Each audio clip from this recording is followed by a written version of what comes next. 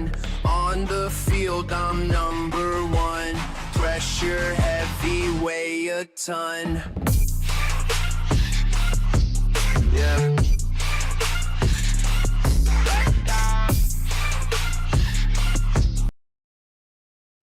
Welcome to the Man United stream. Hope you're doing well. Thursday morning, we've got lots and lots to get through today's show. Wow, have we got some crazy news coming out. Yes, we've got news on transfers. We've got news on other things going on at Man United. Financial news. Ineos, Glazers. It's non-stop and it's not good news. It's not good news for Ineos. It's not good news for the Glazers, and we're going to let you know why. It's breaking news, big news. I was going to go with the headline news. That was what my headline news was going to be, but I thought, nah, I'm going to leave that entirely for another show because I can do an entire show on what we've just heard. But I will be letting you guys know exclusively what that show will be about. So stick around, make sure you hit the like, make sure you subscribe if you're new to the stream channel, whatever it is, you're coming in and you're thinking, who the hell's this guy and what's he talking about? Well, we are a Manchester United fan channel and we bring you all the latest Manchester United news and more every single day.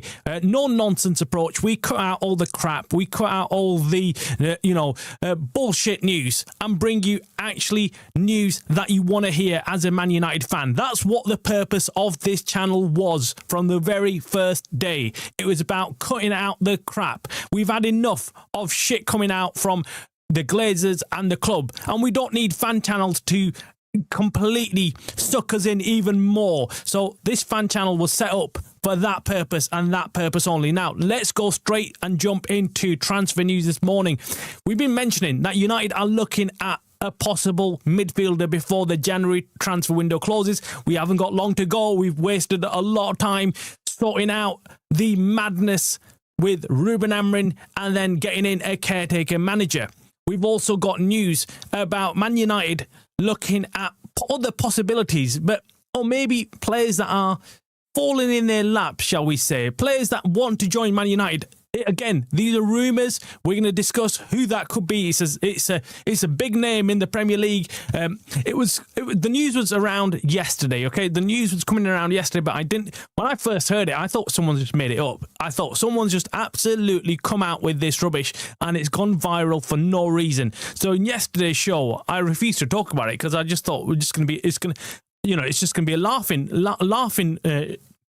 It's going to be a complete laugh show, right? It's going to be a laugh show, whatever it is. But you know what I mean? It's just going to be everyone's going to take the piss if I turn around and say so and so is looking to move to Man United. So I thought allow that. But funny enough, even Sky Sports is now actually referring to that news and actually regurgitating that. So I thought, well, why not? I'll mention it again as well in today's show and get your opinion as Man United fans on what you think about that news. Again, I don't like bringing any of these bullshit news stories if they're not true. I like to do my checks. I like to check who the source is and then find out from there, from the horse's mouth, whether that is true or not. But apparently so. Apparently this is news that has been confirmed. And this huge player in the Premier League has said he wants to join Man United. We'll discuss that in a little while. But let's go to the main headline news, which, of course, is to do with this guy on your screens, Ruben Neves.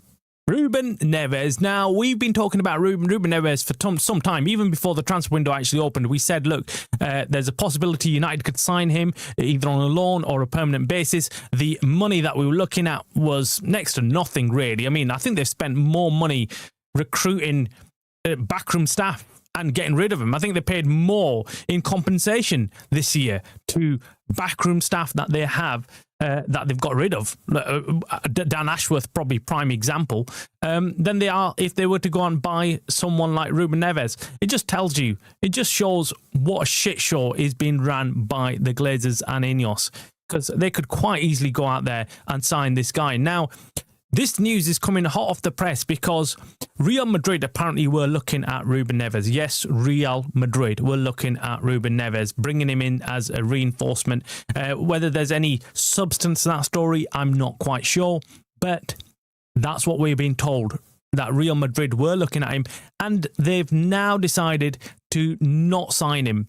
I think the Real Madrid wanted him for next to nothing. They wanted him cheap as chips, and they were not going to get that. I think 17 million for them is a bit too much. I think the figure is 15 million. 15 million, and we get Ruben Neves.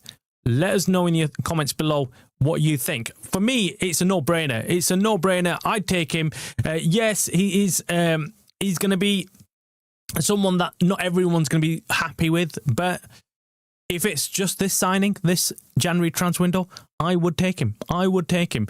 I said it even before the transfer window actually opened. I said, look, if we can get someone like him in, I'd rather have him than the likes of Loftus-Cheek and Ndidi. And that's my personal opinion. You might not agree with it. You might say, no, Ndidi's better, or Loftus-Cheek it can do a job better than Ruben Neves. I just like the way Ruben Neves plays. I like the way he is just a no-nonsense type of midfielder. And that's what we need right now. We don't need someone who's got aspirations to run forward and get in the attacking side of things. No, he just does the job as required, doesn't do it with any fanfare, just gets in there, does the clean-up job, and lets someone else do the attacking. And I think the link-up play with him and Bruno could actually be really good as well, given that they're both international teammates and, yeah, they understand Portuguese. So I think there'll be a direct line of communication there. I think they'd hit the ground running. And that's the other thing with him. Ruben Neves, we know, has played for Wolves, knows the Premier League, knows what's expected. Now, I'm not a big fan of we have to get Premier League proven players, but I believe that, look, if someone like this does come in, and yes, it's another tick. It's not the most important tick in the criteria of having them Premier League proven, but if they have had Premier League experience, yeah, I'd take that. I would take that. I would rather have him right now and then see this through. Because look, I don't think it's going to be plain sailing for Carrick. I think we've just had one game. We've had one game so far. We don't know what it's going to be like in the next coming games. We don't know how problematic it's going to be with the players that we've got. Will they be cooking every game? We've seen these players. We've seen them, and I keep reminding everybody. That these players are like a light switch. We've seen them turn on and off. One game they play like they've turned into prime United players, and then suddenly they're absolutely shit and they go and draw or lose against a team that we least expect it. And so for me, I want to see them play and break down teams that play that, deep defensive line. That's what the most important thing for me is. If I see that and I see this team under Carrick actually doing a job on teams like Wolves or, Everton, then I know, right, okay, we're cooking. But right now, we haven't really seen much of that. So until I don't see that, I'm not going to start saying, all right, okay, Carrick for the full-time job and, we're going to get Champions League football, blah, blah, blah. We need to be careful. We need to be careful, need to stay grounded. I've been saying it since we won that game against Man City. I've said, look, we can't all be talking about, we're gonna do brilliant and we're gonna conquer the league right now with Carrick. For us, it's not going to be easy. Now, there's been lots of talk about United definitely going after a signing, and all the sources, all the reports are pointing to United actually doing something in the transfer window. Gone are the rumours that we were not going to go and do any business in the January transfer window. Under Ruben Amorim, that's what was being discussed. That's what we were hearing from several sources saying, well, internally, Man United are not going to be doing any transfer business in January. And we were all shocked. We were like, well, this is crazy. I mean, this was our biggest January transfer window. We were all billing it as the biggest and best January transfer window we're going to have if we want to qualify for Champions League. And, of course, give Ruben Amorim what he needed in players. And that just completely turned on its head. And we were all gobsmacked. And then obviously, a week later, Ruben Amorim gets the sack. So forget transfers. Ruben Amorim got the sack. And then, of course, we've been enthralled in the whole interim manager position. Who's going to get it? Who's not going to get it? Ollie is the man to come in, and then it was Fletcher maybe, and then it's Carrick out of the blue who's got it, and then we obviously he put in that performance, or not him, but his team put in that performance against Man City, which was let's be frank, was sensational. We were not expecting that performance. We were not. Nobody could say to me, apart from one or two. I think there's a subscriber called Morgan who did call it. Actually, he did say, "Look, I think Man City are we're going to beat Man City 2-0. I think they'll be." He said it. He said there will be a bounce back, and yeah. So again, look, we know that we are now looking at players to sign, bring in, maybe aid Carrick in his task to get Champions League football. We were actually talking about this yesterday. There was this news broke actually yesterday, which I found really interesting. I think I brought it to you yesterday, saying Manchester United officials were locked into talks all day in London yesterday. We understand talks were regarding a secret target who plays in England, whose representatives were involved. Detailed information to be kept confidential by Manchester United. Now, I'm going to bring you to the news that we were just discussing earlier in the show when we started the show about this secret English midfielder attacking midfielder who supposedly wants to come to United. And it is Cole Palmer. You've probably heard it already. I mean, it's all over social media right now. Yes, I said it, Cole Palmer. You might not have heard it and you might have fell off your chair. But yes, even I nearly did when I heard it. I was like, nah, this can't be true. And I just kind of ignored it. I ignored it yesterday. And I'm sure someone in the comments made a chat about, said something about Palmer. Are you not going to talk about Palmer? And I was like, no, I'm not. I'm not going to talk about Palmer. I ignored it because I was like, no way is this even possible, right? But apparently he did. Apparently he has. It's been confirmed. He came out and he did say that he would want to move to Man United. He is a Man United fan. We know that. We know Palmer is a United fan. And yes, that would make sense. But what doesn't make sense to me is that his reason for wanting to leave Chelsea is he's saying that, look, I'm disillusioned by the structure and the progress and where we're going with the new ownership in Chelsea.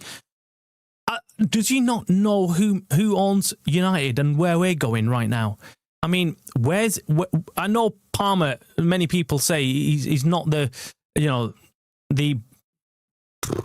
brightest, shall we say. But even he should know that United are not going anywhere under this ownership. Yeah, we've improved. We're doing slightly better, but financially and in other news and off the field as well as on the field, actually, we're not doing too well. I've got news coming out later on in the show about that as well. So make sure you stick around because it's crazy news concerning Man United and finances and where they are in the table of all the clubs financially. Revenue and everything else. Deloitte have announced just this morning the top 20 football clubs in the world, and United have dropped. So stay tuned for that. That's crazy stuff. But yeah, so I mean, look. Are we in for Palmer? I don't think so. I think this is just rumours. I think he might have said it off the cuff, like, I'd move to United, but I don't think it's like a done deal. And I don't think United can afford him either. Right now, if we can't afford to go out there and buy someone like Ruben Neves for 15 mil, what makes us think we're cutting costs of staff here, right? At United, we ain't got money to scratch our backside, and you're telling me that we're going to go and sign Cole Palmer. Even if he wanted to come, United still would struggle to get the funds together. Well, they would get the funds together, but it's madness. It's absolute madness. And surprisingly, there's fans out there who are getting carried away with this. Getting carried away with it. Why do you do this to yourselves? Why do you, as Man United fans, get carried away with this kind of news? I'm even reluctant to report it because I don't want to gaslight any Man United fans out there. I don't want to be talking about these kind of signings when the furthest that they can be to get someone like Palmer in, right? Yes, of course, I'd love Palmer at the club. Yes, it would be brilliant, especially knowing that we've got Bruno Fernandes, who might be leaving at the end of the season, although there's some news coming out in the last 24 hours that United have opened up talks with Bruno Fernandes, Casemiro, and Harry Maguire. And I think Luke Shaw you can throw in there as well. All contract extensions. Absolute madness. What are Ineos and the board thinking right now? Why the flip would you right now want to open up contract talks with these players? Of course, they're playing right now. They're playing for them contract talks, you idiots. Do not do that. Wait till the end of the season. Why? I know there's a whole desire to keep the players at the club and lock down Bruno Fernandes if you can, and you don't want to leave it till last minute. So if he leaves, it's not good for us. But why do it right now? They've literally had one game where they've shown that they've played well, right? Why start open? It's just so stupid of the board. If there's any truth to this news that they have opened up negotiations, and I believe there is, I just feel like it's the worst timing possible. It's like, oh, you do one little thing and we'll reward you with a huge contract. Why? Let them play. Let them play. Let them prove themselves first. There's no point saying, oh yeah, one game and boom, there you go, we'll drop some cool millions of pounds on you just because you've played a half a decent game. Harry Maguire. I mean, what I see here is a way of Ineos and the Glazers getting away with not spending more money, because that's what it is. Let's not get things wrong. They know that keeping someone like Harry Maguire will be cheaper than to go out there and buy a replacement. That's all it is. We need to wake up. We need to see what they're doing here. They want to keep Harry Maguire and give him a contract worth 5 mil, 10 mil, whatever it is. They know they'll have to pay a lot more than that. Even if they sell Harry Maguire, even if they sold him to say there's rumours still hanging around, West Ham want him and a few other clubs abroad want Harry Maguire. And even if we did sell Harry Maguire, I think his value will be around 25, 30 mil. I'm guessing. I don't even know, but I'm guessing it would have dropped quite a bit now from when we were looking to sell him to West Ham. I think it was 40 mil around that mark the last time. Whatever it is, we're going to still have to put some money in to buy another world-class centre-back. Mark Gui's just gone to Man City, so that one's out of the bag. That one's gone.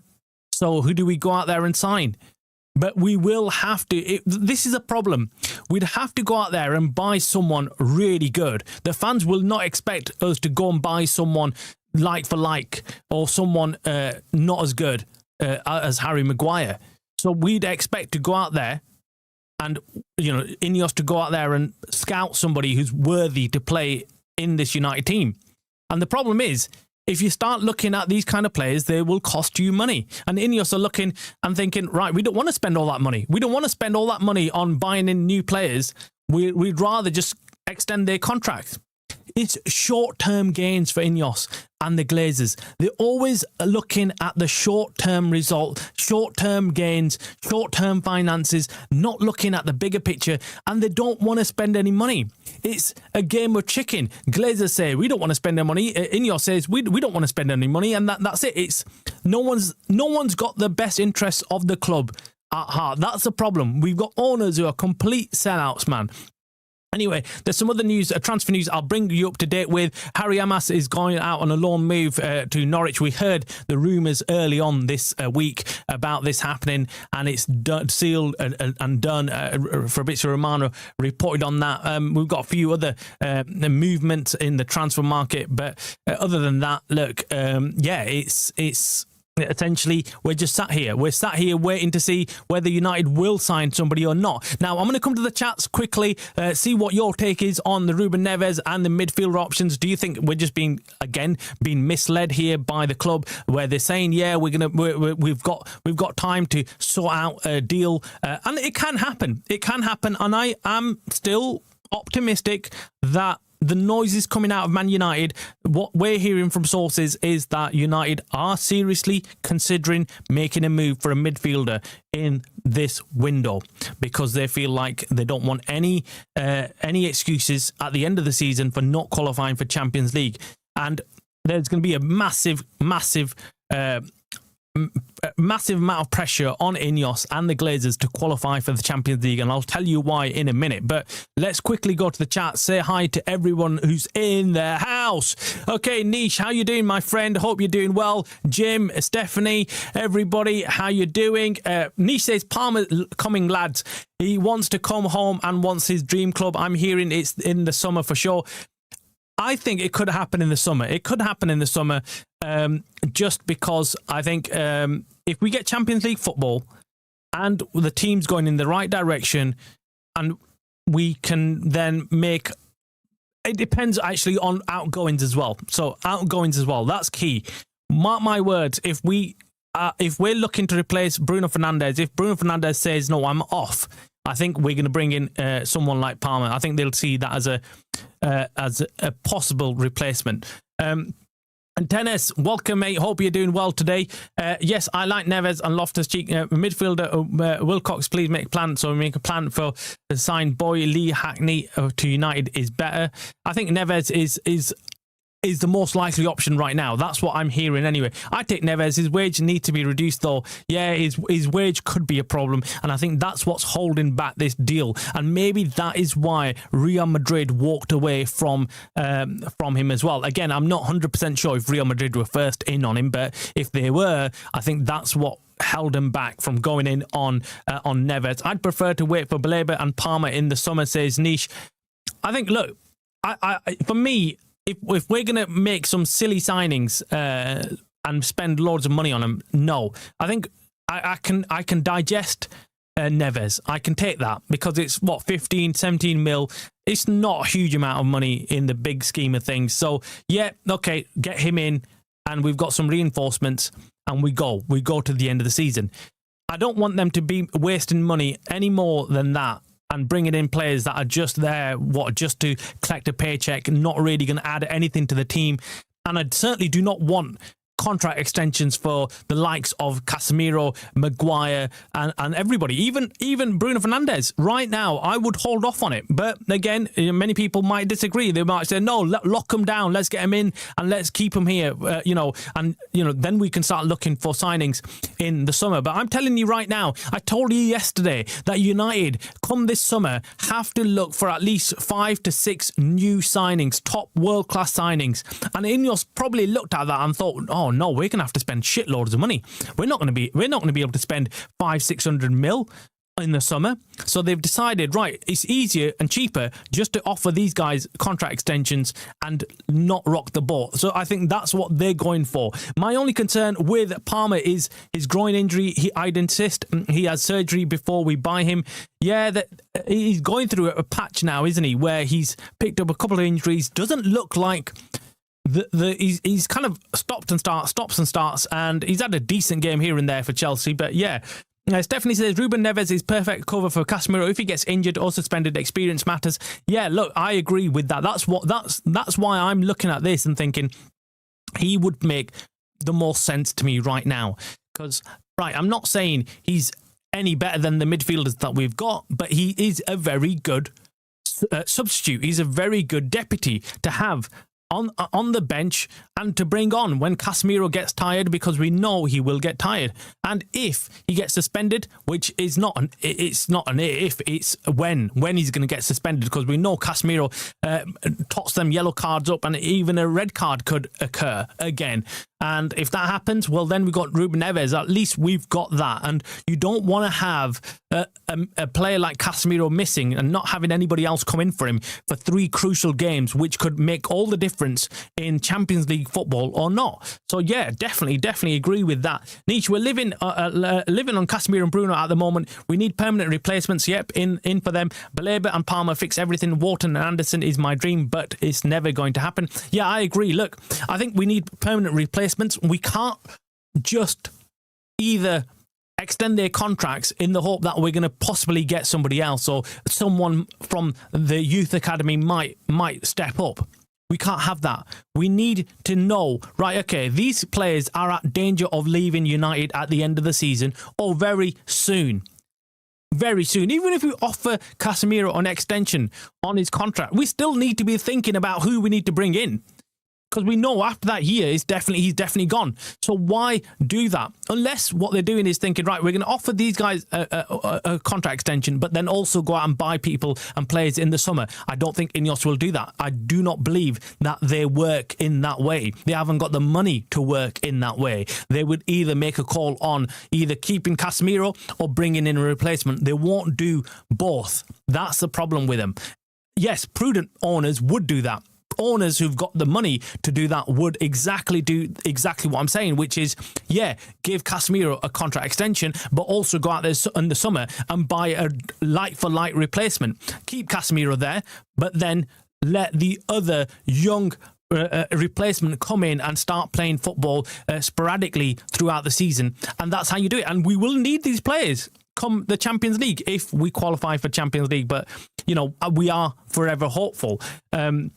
It is very important. And Neves and Hackney would be a good January window, but only see Neves arriving. Yeah, I can only see Neves arriving. I think Hackney, he's been ruled out by, someone's told me at the club, a source essentially has said, look, the discussions were had on Hackney, but it was ruled out. So that's what I've heard. I might be wrong. It might be the wrong information, but that's what I've been told, that in the meeting with Carrick, the name of Hackney was mentioned and it was discussed with Wilcox and Barada, but then it was quickly dismissed as, yes, he's good, but he's not someone who we can bring in. The problem is our new wage policy. Yeah, it is. Palmer talk is wild, says Stephanie. Yeah, I don't know what, I still can't get my head around it. I still think it's an absolute. I think it's. It could be something to do with internally with Palmer and Chelsea, right? He could be playing Chelsea for against United, right? It's something, he might want something from Chelsea. I don't know what it is, but I just feel like this is too good to be true. Someone like Palmer, who's essentially got Chelsea eaten out his palm of his hands, right? Chelsea fans, the board, everyone around him love him, and yet he's saying, I'd happily move to Man United. I'm sure that's not going to go down well with Chelsea fans either. I reckon Palmer has indicated that he'd drop his wage to come to us. He just wants to be a Red and with us, with his mates in Manx. Yeah, look, if that is the case, it could be another Mbumo, couldn't it? I mean, he's coming, and I'd love it. I'd love it if that does happen, because I do rate Palmer. I think he's sensational. I think he's going to go on to become even better. I think if he stays injury free, he will be very, very good going forward. I think he's still got so much in the tank. Ineos has to sell Bruno and let Cass and Maguire go. We need to move on. Yeah, we do, man. I do not want to see these guys next season here. Trust me, it's not going to be the right move. It's not, and I'm not saying they're bad players. I'm not saying Harry Maguire hasn't improved and hasn't done a good job for us, or Casemiro, or Bruno Fernandes. Obviously, look, I'd keep Bruno Fernandes if I could. I really would. If I could keep Bruno Fernandes for another year, I would. So that's one thing. But I still feel like the timing of offering the contract is not the right timing. Let them work a little bit harder. Let them graft. Let them show what they can do. And then, near the end of the season, when we are most likely going to qualify for Champions League, and we can even use that in our negotiations and say, look, we've got Champions League football here next year, so you stay at the club. You're going to be our central player there. Everything's going to be focused around you. And I think Bruno Fernandes would agree. But right now, I don't think that. I think he's going to be like, no, I don't know yet. I'll wait till the end of the season or after the World Cup. We have got to get Euro on Heaven in the team. They are our future. I think they will. I think Carrick's doing the right thing right now. Carrick's come in, and I think with Carrick, what he's doing is he's going to give them time to develop. Because I think what we've done in recent years at United, we bring in these young kids who've got hardly any experience, and we throw them in the deep end. And when they don't swim and they start drowning, we start criticising them and saying, right, get them out of there. Get them out of the club. We don't want them here. But that's not a good strategy. We need to slowly develop these players, give them the confidence, and put them into teams that are actually winning. Why bring in these players into teams that are actually struggling already and then put pressure on the young players to perform and drag out the senior players. Doesn't work. Dogu is an inspiration. He's working so hard. Euro and Haven can do the same. Yeah, Dogu, look, in the last month or so, he's really surprised me. I did say, look, he's going to come good. If you watch back, I've been saying, look, Dogu will come good. Dogu is not playing well at the start of the season, but I think he will come good.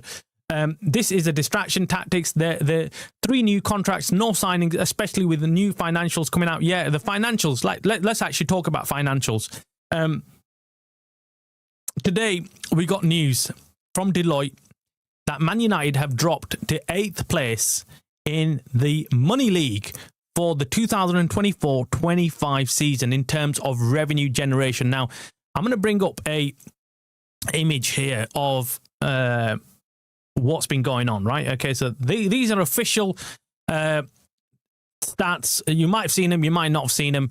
And it just breaks down 1 to 20, the biggest clubs in the world or Europe in terms of money. And what's shocking, number one, is there's no Premier League club in the top 4, which is surprising. And when you look back down, you start looking for Man United, and we are all the way down in the 8th place. We 8th place, and we've dropped 4 positions, as you can see. Now, is this surprising? No, it's not. But this is what we are not being. I bet Ineos and the Glazers didn't want this to come out. This is not good news for them. This is the reason why fans are looking to protest. This is why. Because without this is the cornerstone of the club. These are the foundations. What you're watching and what you're seeing on your screen right now is the foundations of the club.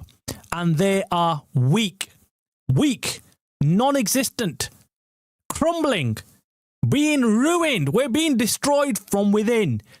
We've got these parasites, including Ineos, who join forces with the parasites and become a parasite themselves, and they're sucking everything out of this club. Look at this situation, guys. Look at this situation. Liverpool are 5th on the table. They've jumped up. Man City, Arsenal, and then we're in 8th position. Now, look at the match day revenue. Look at how much we make in revenue. Do you know what's funny is Man City revenue, match day revenue, they've got no bloody fans, man. They've got no fans. But let's leave that trolling to aside for a moment. I mean, I could go on there, but let me just focus on Man United for right now. I don't think we should be throwing stones from a glass house. In fact, I feel like we've not even got a bloody house. Forget a glass house. We've got no house to be throwing stones out of. But look, that is crazy. So we make huge amounts of match day revenue. Thank you to all the fans who still pay to watch this shit, or have been paying to watch this shit under Glazers and Ineos. We still are loyal. So hats off to the loyal fans of Man United who are still contributing to their club. Then we've got the broadcast revenue, and of course that's gone down because United are not in the big competition, so no one's really watching them. They're not playing enough games to be getting that broadcasting revenue. Liverpool, Man City, Arsenal, all more or less the same. They're making that kind of money. And then you've got the commercial side of things.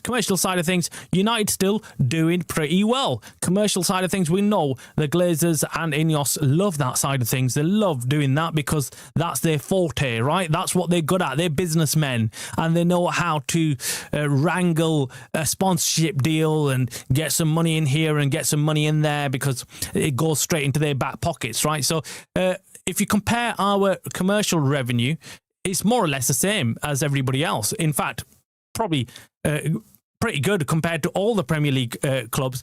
But if you look at the commercial revenue coming in from Real Madrid, Barcelona, Bayern Munich, it's huge.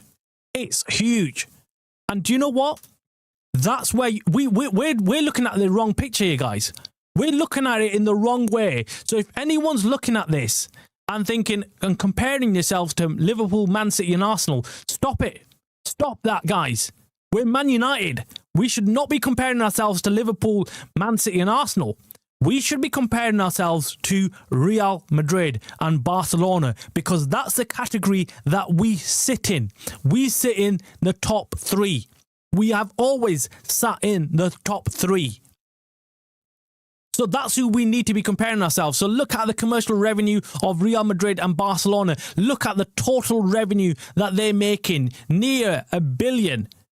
And look at us, half of that, almost half of that right now. It's just ridiculous. Man United are not doing well financially. And it's all because we're not qualifying for the Champions League. And it's all because we're not doing well on the pitch. So I'm going to do a whole show on this anyway, but I just thought I'd bring that to you. It's an interesting graph. It's interesting news, even if, you're not that into it, even if you're not into United doing well financially. It's very important for us because if we're not doing well financially, well, if we're not doing well on the pitch, we do worse on the business side of things. But It's inevitable. It was bound to happen. This was bound to happen. We've not been in Champions League for a long, long time. And when you're not qualifying for Champions League, you're losing out on revenue. Anyway, we've got some news on De Ligt and Zertsky. They're not training today, by the way, so they're definitely not going to be featuring against Man City. So any of you fans who want to see De Ligt return, and there might be actually some of you who might want Zertsky to return. There might be some Zertsky fans out there, but if there is, you're not going to see them against Arsenal. You're not going to see them. So hopefully De Ligt comes back. We need De Ligt. We need De Ligt back. I really want to see De Ligt back because I feel like he is someone that would strengthen that defence even further.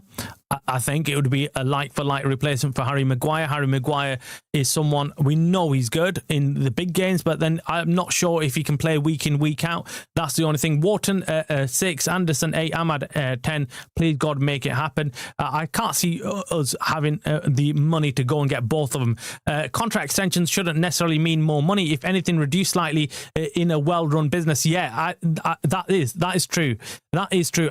But I think the problem with this board right now, I feel like they get really desperate really quickly and they show their hand really quickly as well. So, look, if you're in contract negotiations, when do you think it's best to negotiate with players? When they're playing well and when you're desperate to get into the Champions League, or when they're playing kind of shit and we've achieved what we need to achieve? You need to start negotiations or have them when you've got some leverage, not the other way around. And I think Ineos just make it known to everybody, like weeks, months before, we're desperate for you to stay. We're going to offer you whatever you want, just stay. So I think Casemiro coming into it, he'll be like, I'll stay, but you need to give me, not half of what I'm on, but yeah, give me near enough what I'm already on. So what is the saving in that? I don't get that. Trojan horse, ownership destroyed from within 100%. Yeah, man, it's absolutely. Anybody who still comes to me and tells me Ineos are, knight in shining armor and they've come in and they're going to help us out and they're different from the Glazers, just give it a rest. Just give it a rest. Because you clearly do not know what's going on at the club. These guys are all absolutely milking us, destroying the club. Ineos can't sell Bruno. That would be a huge mistake. Even the best possible replacement would be Palmer, and it wouldn't be able to reproduce the same output as Bruno. Bruno's got 4 or 5 seasons left in him. Yeah, look, at this point, it'd be my worst nightmare right now, losing Bruno, because for us right now, he is our best player, without a shadow of a doubt. And I do not trust Ineos to replace him with anybody. I really can't. These guys can't even go out there and get the necessity signings, the compulsory signings that we need right now. Never mind go and replace players like Bruno Fernandes. They're not going to do that. They're not going to be able to do that. They're looking for cheap options. Not happening. Not happening, unfortunately. We're not going to get these kind of replacements from this management. We're not. Even from a new position, Bruno still managed to get the most assists in the Prem. Neville, welcome to the show, mate. Hope you're doing well. The team's entire XG per game halved in 2 weeks without. Yeah. Like him not. He's not. He's like him not, or he's like him or not. Yeah, he's irreplaceable. Yeah. Look, I have to agree with that. Look, you've heard me on Bruno Fernandes. I get irritated with him. When the chips are down, when the going gets tough, Bruno Fernandes crumbles. And that's my main criticism of him. And I feel like he tries these crazy passes and whatnot, but he is still our best player. He's still pivotal to United's success. You take him out of that team, we look like a completely different team. Never mind the 2 weeks he went off injured. And it was 2 weeks, by the way. This guy is flipping like a machine. He does not get injured. So he's well worth the money. He's well worth whatever we give him. We give him a salary and he makes sure he works for it. Unlike other players that we've seen who come in, take that salary and don't do jack shit. So look, I don't think Bruno gets enough credit. But I've always felt like is that Bruno shouldn't be the captain. I always feel like he should be alleviated from that duty. I don't think players like being the captain necessarily. I think he would have done better. I think there would have been less pressure on him if he could just be himself, and I think he could have more rants and not care about getting emotional because he's not the captain, so he can do whatever he feels like. I feel like you always need someone else like a captain who's just completely level-headed, someone who doesn't get phased out by things. But again, there's not much options as to going out there and replacing him. I think it's very, very difficult. Bruno isn't going anywhere, especially if we secure Champions League. Well, let's hope so. I really do hope that's the case, Stephanie, because for me, his comments coming out before Ruben Amorim got the sack about him wanting to play in Spain, wanting to go into hotter climates and things like that did not bode well. I mean, for me, I was reading them thinking, shit, this guy's got 1 foot out the door already. Now, there is one way to sort that out. And he's already told us what the secret is to keeping Bruno Fernandes. He said, I need to be shown love. I want to be loved. Show me some love, right? So Ineos, get on your flipping knees. Go and kiss his ass, okay? Wilcox, Brada, you're very good at kissing ass. We know you love kissing Jim Ratcliffe's ass. Turn around and do the same to Bruno. Just do that and keep him here. That's what I say anyway. I say kiss his ass and keep him here because we need him. And you're experts at this. We know you are. Anderson would be a great replacement for Casemiro. Palmer is the only guy I can see being even close to Bruno, but explain how that would work. You know, Stephanie, I agree. I think he'll stay.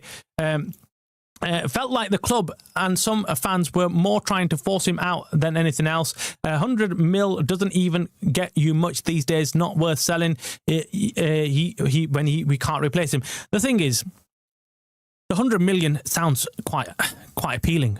But problem with me is, having looked at what the board are doing, the people running the club right now in Wilcox, Barada and whatnot, even Vivell, many people like. I like Vivell actually. I think he's got a good talent spotting.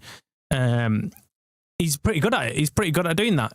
But do I trust them to go and get a like-for-like replacement for Bruno Fernandes? Number one, you're right. There's not many players out there who we can go and get and say, right, okay, this is like-for-like replacement for Bruno Fernandes. There'll be lots of clubs all around Europe right now. They're going to be watching this very carefully and they're going to be hoping that United do not qualify for Champions League football. This qualification for Champions League football is more important than we actually understand. This is massive for United. In so many ways, it's pivotal. And I've been saying this for the entire season. I've been warning everybody. I've been telling you guys, this is important. January transfer window is important. It's massive. It's been the most important transfer window ever for United. That was whilst we had Ruben Amorim, obviously, and he needed the players to play in the formation that he wanted to play because he was adamant that he's not going to play any other formation. And because of that, I knew that we needed to go into the January transfer window and get the players that he needs to play in that formation. Now that we are not playing in that formation, yes, it's not as imperative as to go and sign the players that we needed to sign before. So we don't need the wing backs. We don't necessarily need the midfielder as an urgency, but I still feel like we should have a backup option. But we still need them. So look, yeah, that's gone. But now coming into the end of the season, if we do not get Champions League football, we will lose Bruno Fernandes. Mark my words, he will not be here if we do not qualify for Champions League football. I think that's clear. I think you have to have your head buried under the sand if you think that Bruno Fernandes will stay on at United for another season or 2 or 3. If he stays on at United, that's it. Then he might as well stay for the rest of his career at United. But I feel like if he doesn't get Champions League football, I think there'll be clubs circling around like sharks. The big clubs I'm talking about here. I'm not talking about clubs like Al Hilal. I'm talking about Barca. I'm talking about Real Madrid. I'm talking about Bayern Munich. I'm talking about PSG. They're going to all be watching and they're going to pounce the moment they get a chance. Because Bruno Fernandes is in that category. He's that good. Right now, he is sensational. And everybody around the world of football is watching him. So he will go. So, yeah, it's really important for us. It's really important to get Champions League football. And as I've just explained to you about the finances and how we're dropping further and further down that pecking order. We're 8th. If we don't get Champions League football, mark my words, we'll be out of the top 10. And clawing your way back, making that up is going to be so difficult. Right now, Real Madrid are almost doubling what we're doing in revenue. Doubling. Now, if we drop another 2-3 years further and we keep on dropping, how far do you think Real Madrid, Barcelona, PSG, they'll go way beyond. We won't be able to catch up. There'll be a point where we will not be able to catch up. We've gone from top 2-3 to 8th in what? How many years? Imagine what's going to happen next. Chelsea won the Club World Cup to generate cash. Went to the World Cup to generate cash, and interestingly enough, they are behind us. Well, they struggle. They struggle financially. They're still struggling because I don't think they commercially as a big enough club. That's what I think anyway. I mean, I think Arsenal always kind of get the bigger crowds and everything else. So yeah. Also, Stephanie, have you seen Chelsea English FA statement apologising for Leach a goal against Burnley, admitting that he shouldn't have been taken. He shouldn't have been taken off. We should be in 4th place. It's a disgrace. I have not seen that, Neville. If that's the case, that's madness. That is madness. But yeah, that was a disgrace. The goal that he scored against Burnley was an absolute howler from the ref, and he had an awful day actually. I think we've been fighting the refs for some time this season. I feel like refs are there's an agenda against United. I cannot believe they've sat with the information for weeks and we've just admitted it yesterday. I'm hopeful that most fans won't notice, but I'm furious. Hadn't forgotten. That is madness. That is crazy. Things though Nev Bruno's wage are massive and don't fit the new policy. I reckon Palmer would take his current wage would take a cut on his current wage. Maybe. I don't know. I don't know if he would. I think, why would he do that though? Why? I mean, yes, I know he's a Man United fan, but why would you take a pay cut to come to United? And there's no guarantee that United are doing pretty well either. I saw the Neville VAR and refs continue to find a way to penalise us, sadly. Yeah, man, refs are flipping all over us right now. I don't know whether they know United are kind of struggling, so let's just screw them over. We're not going to get the scrutiny. I think it does. I think big clubs are favoured by the refs. Immediately, I think it's psychological. They believe that, they automatically would be doing better because they're better club. Right now, they're playing better football, so they get the decisions going in their favour. Palmer would never leave Chelsea for 130 a week. That's less than he's currently getting at Chelsea. Yeah, that's why I can't see that happening. I really can't see him leaving for that much money. I think he'll be like, well, look, what's the point? I think footballers are more concerned about cash than we actually make out to be. We think that it's all about the love of football, but let's be honest, it's not. It comes down to money as well. Ahmad Defo got an engine on him running, is phenomenal. Yeah, Ahmad just sensational, man. Steph, yeah, I agree. I highly rate Ahmad. Can do the Bruno role, but both massive engines on them. Yeah, I think Bruno still has that passing ability. That's still top level. Anderson is top draw, box to box midfielder. We need. He would be our Declan Rice. Yeah, signing. Yeah, must secure a signature. City will probably grab him up to replace Rodri if I don't act. Well, look, I don't want to be a party pooper here again. I don't like bringing this kind of news to you because it's kind of negative, isn't it? It's kind of negative, but then now that you've mentioned it, and I'm going to say, like, I've been hearing from a couple of sources that City are tapping up Anderson, right? So, sorry, Niche, you're having to hear it from me. And look, I don't like bringing this news. I don't like bringing this news because, again, it's... it's negative. And a moment a fan channel or someone brings out the negative news, fans are like, what an arsehole. He's talking shit about United and he's talking it down. But I'm just saying it. I'm not saying, look, it's 100%, but the noises that I'm hearing, and these are early noises, by the way, obviously it's not happening,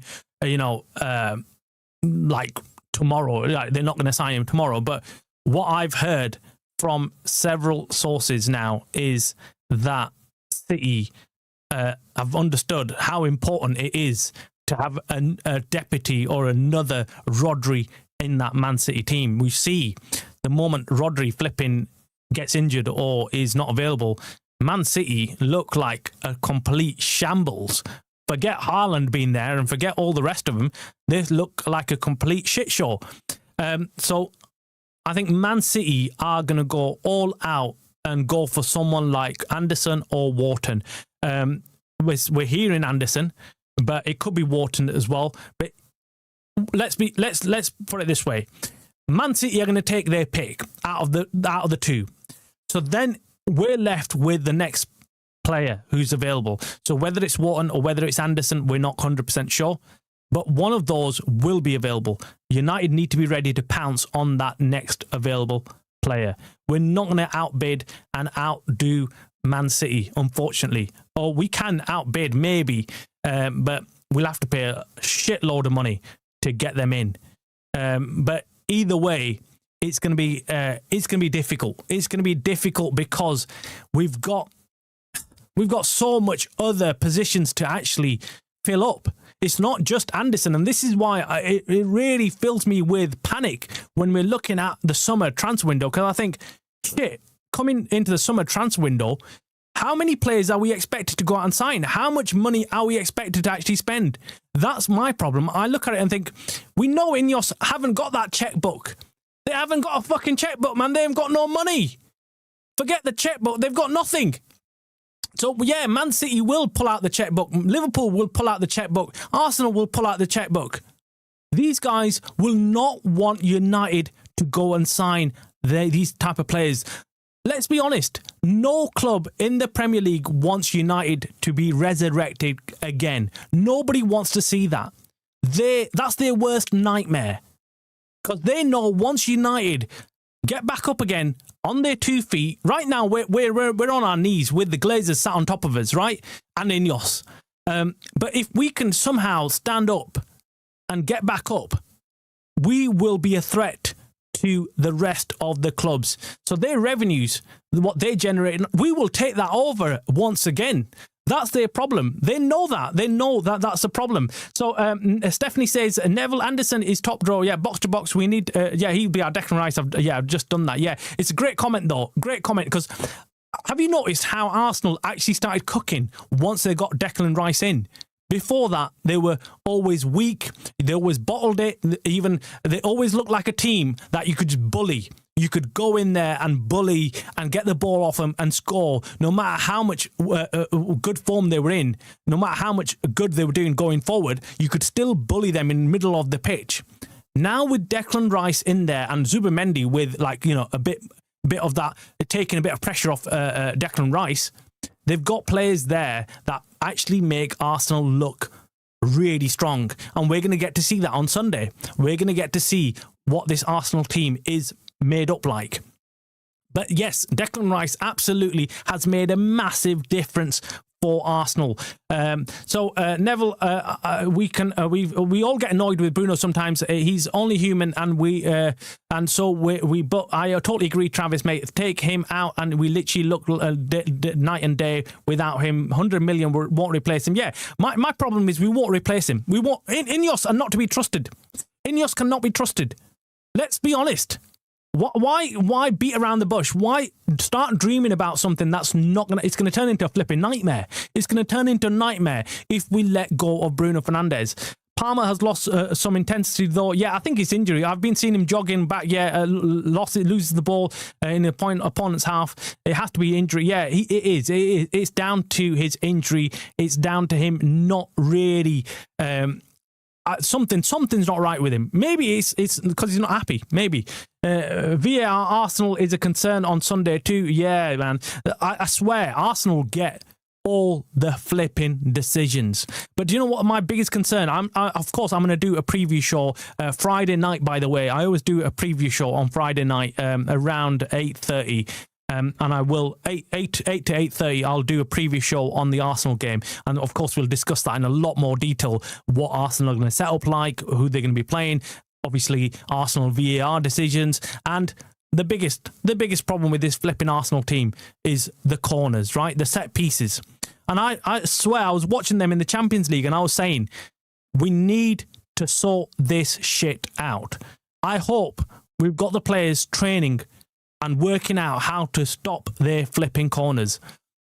And I was trying to work out how to do it. How do you do this? How do you stop?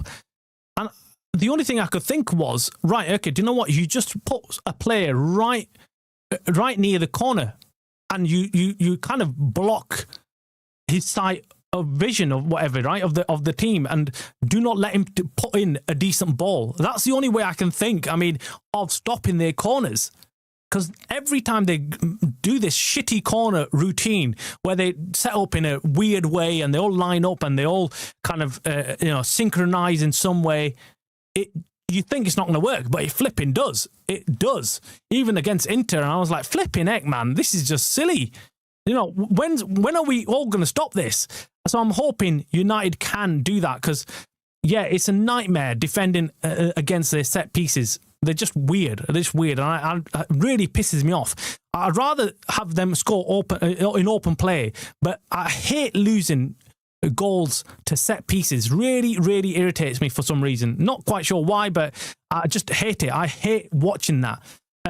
There's such an important window still. Even without Amrin, it's showing zero ambition from Ineos. Imagine Manu gets injured. Oh my God, we'd be sunk. I can't believe we've not let Ugarte go. Well, we can't let Ugarte go because, again, Ineos are doing what skint owners with no money do. They're like, oh, what if we get rid of Ugarte? That means we'll have to go and spend more money and bring in another player. Can we afford that? No, we can't. So should we do that? No, actually, it's cheaper just to stay with Ugarte and just claim that he's doing a job for us right now. That's the biggest problem we've got with these owners. They're going to carry on doing this, guys. They're going to carry on doing this to us. They're going to carry on telling us that, oh yeah, it's fine. We're doing the best. We don't need to sign anybody. Come the summer, watch this space. They're going to come out with some other bullshit excuse for not signing players. Trust me on this. We've seen it now. Before the summer transfer window, this recent transfer window, we heard about the PSR. Oh, we can't go out and sign players. We've got the money. We've got the checkbook right out, but we can't because we're being stopped. We're being stopped from signing these players. That's why.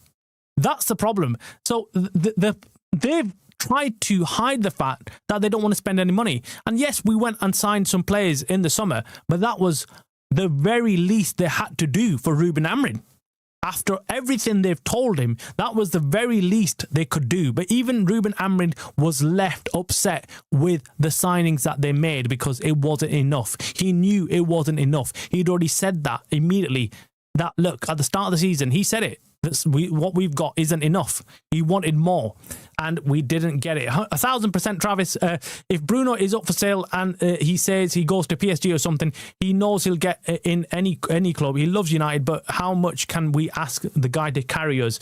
Feels like this is it. Yeah, look, you've got to look at it from Bruno's perspective. He's probably looking at it and thinking, shit, do you know what? I could quite easily walk into most of the top European teams and I could be winning things. I could be on top of world football, and I don't necessarily have to be working this hard. But now he's been asked to do everything without any result, without any profit, without any trophies in his cabinet.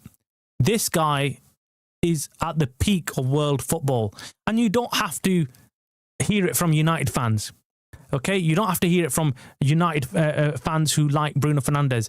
Just go and speak to the fans of other top clubs out there, and they'll tell you. Go and talk to other players. Or if you go and listen to other players, go and listen to. I said to you about Xabi Alonso, who's now got the sack from Real Madrid, but he said, "Look, Bruno Fernandes is one of the best midfielders in the world right now." He compared him to Modric. So for me, absolutely, man, it is something that we, as a club, need to ensure that we get right with Bruno Fernandes. I just feel like without Champions League football, we can offer him whatever, but I think he's not going to stay. Checkbook manager absolutely drives me mad when people compare him to Sir Alex Ferguson. Would love to see Pep achieve what Fergie did with Aberdeen. That would be, I just cannot understand that comparison. I really don't, Neville. It's disrespectful. It's disrespectful because there's a number of things that were different, and I don't want to list them all here, right? But the debate is it's not even a debate. You can't even start a debate. A debate is something where something is similar, right? And you start debating over which one is better. This is so clear that there is no debate. There is no debate to be had. Sir Alex Ferguson, hands down, was the greatest manager ever in world football. Simple. No one can even bring me anything else to debate that. I just can't even. I'll shut that person down immediately if they even bring that thing to me about, oh yeah, do you know what? Let's have a debate on. I think City fans, whoever else who's trying to bring you into this debate, trying to suck you in to debate with you whether Sir Alex Ferguson or Pep who was better. That's a way of them trying to find some justification and trying to get some kind of hold on, oh yeah, Pep is good because we're mentioning him and you're debating him with us on Sir Alex Ferguson. They're not even in the same debate. It's not in. Just whenever you hear anyone talk like that, just shut them down and say, "Shut up, man! I can't debate with stupid things like that. That's just rubbish, right? You don't debate with people like that." City are absolute bastards, man. They constantly just swoop in for the top level English talent to plug up short-term issues like they've done with Semenyo and Gueye. One will be out of loan. And yeah, I've seen it so many times. We've seen it so many times, right? They are literally spoiling all the young talent out there. They bring them in. They're not good enough or whatever. They don't fit into the system. Out they go and they're shafted. And then they go and get more talent. They just buy up whoever they can. But that's the problem. The problem with what we've got is we've got a problem with keeping up with these guys because that's what's going to happen. This is what's going to unfortunately happen going forward. We're going to always be priced out. And if we're falling far behind everybody else in terms of finances, yeah, well, get used to it, guys. Get used to it. This is it. This is where we're gonna end up. We're gonna end up for looking at like players that no one else wants and signing them. That's our problem. Arsenal game does worry me. I'm sorry to sound negative. I try keep positive, and I don't think I think back to the first meeting that we could easily hold them to a draw at least. Yeah, look. Arsenal are a different team to that first game that we played against them. They're highly organised right now. They're very, very confident, riding high. and they've got that belief in them. They've got the belief that, oh look, we're heading in a different direction and we're better than every other team out there. So yes, can we do a job on them? Yes, we can. Am I also nervous? Yes, I am. I really am. Again, we need this team to perform like they did against City, and if not better, to go away from home and beat this Arsenal side. Will that happen? You know, I don't know, because we've not seen this Carrick team for more than 2 games yet. We've only seen the 1 game. So it's going to be a big test for these players and Carrick to see whether we do see the same team or whether we're going to have what we've seen under previous managers. This team flips and turns into Jekyll and Hyde. So one game they play brilliant and next game we play awful. Yes, that's me, buddy. I'm on most United channels. Great chat interaction and engagement. Yeah, you are brilliant, and Steph, brilliant comments you drop. So let me see what else is being said. What's weird is that they are being heralded as the set piece kings again now, and they have for 1 or 2 more. Anyone else notice when they overtook the look, do you know what, I'm sick of it. I'm sick and tired of that shit, man. We need to stop it. I hope they don't score any more goals in set pieces, man, against us. They're just corner merchants, aren't they? That disallowed Garnacho goal at Emirates still annoys me. Yeah, I remember that. Still annoys me. Still irritating. But this is it. I think that could have made a difference for us that season. Could have changed the course. And that's what happens in these games. These games are bigger than them 90 minutes that you play. It actually has a bearing on what happens later on after that game as well. But anyway, guys, I'm going to leave the show there. It's gone on for much longer than I anticipated. But I'll be back tomorrow with another show. And of course, we're going to be doing the preview show Friday night. It's going to be sensational. We're going to be looking forward to the game against Arsenal. I know we've been already looking forward to it and chatting about it, and it's hard not to, because it's probably one of the biggest games in the season for us right now. Not just because it's Carrick's second game and we've seen United play so well against City, and we're all waiting in anticipation to see whether we're going to see the same team again against Arsenal. It's going to be massive, massive. But anyway, make sure you hit the like, make sure you subscribe on your way out, and I will be back tomorrow. Thanks for everybody in the chat and the mods. Like always, you've been sensational. It's been great chatting to everybody, listening to what you have to say. So I'll